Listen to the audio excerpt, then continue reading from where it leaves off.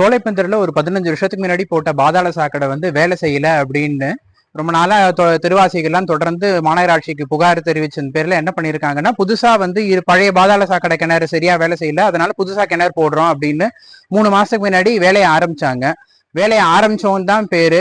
இன்னி வரைக்கும் பாத்தீங்கன்னா வேலையில பாதி கூட இன்னும் முடியவே இல்லை. அதனால மூணு முக்கியமான பிரச்சனை. ஒண்ணு, இருக்கிற பழைய பாதாள சாக்கடை கிணறு எல்லாம் வந்து பாத்தீங்கன்னா தண்ணி ஃபுல்லாகி ரோடு பூரா தண்ணி வழிஞ்சிட்டு இருக்கு. நீங்க இங்க பாத்தீங்கன்னா இங்க இருக்கிற தண்ணி எல்லாம் பாருங்க, டெய்லி வந்து அது ஒரு தொடர் கதையாயிடுச்சு. அதனால எங்க பார்த்தாலும் வந்து தண்ணி நிக்குது, அதுல ஒரே கொசுவெல்லாம் உற்பத்தி ஆகுது. வயசானவங்க யாருமே வெளியில வர முடியல, மழை காலம் வேற வரப்போகுது. அதனால இருக்கிறவங்களோட இந்த சுகாதார சீர்கேடுனால இருக்கிறவங்களோட உயிருக்கே நிறைய ஆபத்து வரும் போல இருக்கு. அப்படிப்பட்ட சூழ்நிலையா இருக்கு. ரெண்டாவது பாத்தீங்கன்னா, இந்த சோலைப்பன் தெருவே ரொம்ப குறுகிய தெரு. இந்த குறுகிய தெருல வந்து பாதி ரோட அடைச்சிக்கிற மாதிரி இவங்க வேலை செஞ்சுட்டு இருக்காங்க. வேலை முடியல, எங்க பார்த்தாலும் மண்ணை போட்டு வச்சிருக்காங்க. யாராவது வயசானவங்க ஹாஸ்பிட்டல் போகணும் அப்படின்னாலும் ஆட்டோ கூட போக முடியாத மாதிரி இருக்கு. ஏதாவது எமர்ஜென்சினா ஆம்புலன்ஸ் கூட தெருவில் வர முடியாது அப்படின்னு இருக்கு. மூணாவது பிரச்சனை, இவங்க இந்த பாதாள சாக்கடை வேலை பார்க்கறேன்னு என்ன பண்ணிட்டாங்க, அவங்கவுங்க வீட்டுக்கு போற குடிதண்ணீருக்கு குழாய் எல்லாத்தையும் சேதப்படுத்திட்டாங்க. யாருக்குமே குடிதண்ணியே இல்லை. அந்த குடிதண்ணி லாரியில கொண்டு வந்து கொடுக்கறதுக்கு ஏதோ ஒரே ஒரு நாள் கொண்டு வந்து கொடுத்தாங்க. 3 மாசமா குடிதண்ணி இல்லாம அவங்கவுங்க ரொம்ப கஷ்டப்பட்டுட்டு இருக்காங்க.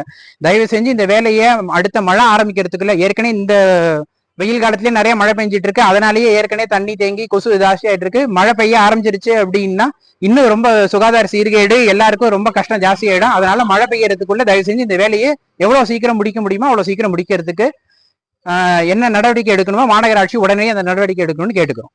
13வது வார்டு சோலைப்பந்தர் இருக்கலே நீட்டமான தெரு, அதிக வருமானம் உள்ள தெரு. முனிசிபாலிட்டிக்கு நல்ல வருமானம். ஏன்னா கிட்டத்தட்ட அதிக வீடு இருக்கு, ட்ரைனேஜ் கனெக்ஷன்ஸ் இருக்கு, ஹவுஸ் டேக்ஸ் இருக்கு, அர்பன் டேக்ஸ் இருக்கு, எல்லாத்துலேயுமே வருமானம் கூட. ஆனால் ஒர்க்கு வந்து இந்த ப்ராப்ளம் வந்து கிட்டத்தட்ட 1 வருஷம் 2 வருஷமா இருக்கு.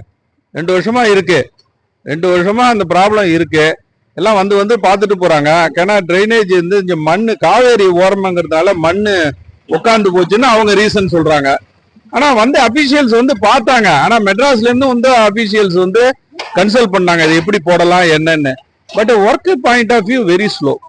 இதனால என்னன்னா ரொம்ப கஷ்டம். இப்போ ஒரு ஆம்புலன்ஸ் யாராவது உடம்பு சரியில்லாம போறாங்கன்னா ரொம்ப கஷ்டம். ஏன்னா இப்ப சுத்தி போக வேண்டியிருக்கு. ரெண்டாவது மழையில பெஞ்சுன்னா ரொம்ப கஷ்டம். கால் முடியாதவங்க, வயசானவங்க எல்லாம் ரொம்ப வயசானவங்க என்ன இப்ப 60 வயசு ஆனப்ப எனக்கெல்லாம் ஆப்ரேஷன் ஆன கால். அதனால வயசுக்கும் அதுக்கும் சம்பந்தமே இல்லை. அவ்வளவு பிரச்சனைகள் இருக்கு. கொஞ்சம் நஞ்சு பிரச்சனை இல்லை. ஆனா ஒர்க் ஸ்லோ. இப்ப பாருங்க, இப்ப மழை நல்ல மழையே இல்லை, கிடுக்கிடுன்னு முடிக்கலாம்ல. இது வரையும் இந்த சந்து வரையும் தான் கொண்டு போறாங்க. அப்படிங்கிறப்ப கொஞ்சம் சீக்கிரம் செய்யலாம்ல. அந்த அந்த இடத்துக்கு 2-3 இடத்துல ட்ரைனேஜ் தண்ணி இதா இருக்கு பாத்தீங்களா. அங்க 124B சந்து, அப்புறம் இந்த தீட்சை தோட்டத்து உள்ள குளம் மாதிரி தேங்கி நிக்கிறது. இப்ப சரி பண்ண அது வந்து டெய்லி வந்து தண்ணி எடுக்கிறதுன்னு பேச்சு. அதாவது இந்த டேங்க் லாரி வந்து எடுக்கிறது, அது வந்து தினம் எல்லாம் எடுக்கிறது இல்ல, என்னைக்காவது தான் வந்து எடுக்கிறாங்க. நாங்க காமதேவன் அபார்ட்மெண்ட்ஸ்ல இருக்கோம். எங்க வீட்டு வாசல்ல ட்ரைனேஜ் ப்ராப்ளம் நடக்கிறது. 2 நாளைக்கு ஒரு தடவை 3 நாளைக்கு ஒரு தடவை வந்து எடுத்துட்டு போறாங்க. நேற்றுக்கு எடுத்துட்டு போனா இன்னைக்கு கம்ப்ளைண்ட் பண்ண நாங்க வருவோம், முடிஞ்சாதான் வருவோம்னு சொல்றாங்க. அப்ப நாங்க என்ன பண்ண முடியும்? வயசானாலும் போக முடியல, அதுக்காக உடம்பு சரியில்லை, என்ன பண்ணுறது?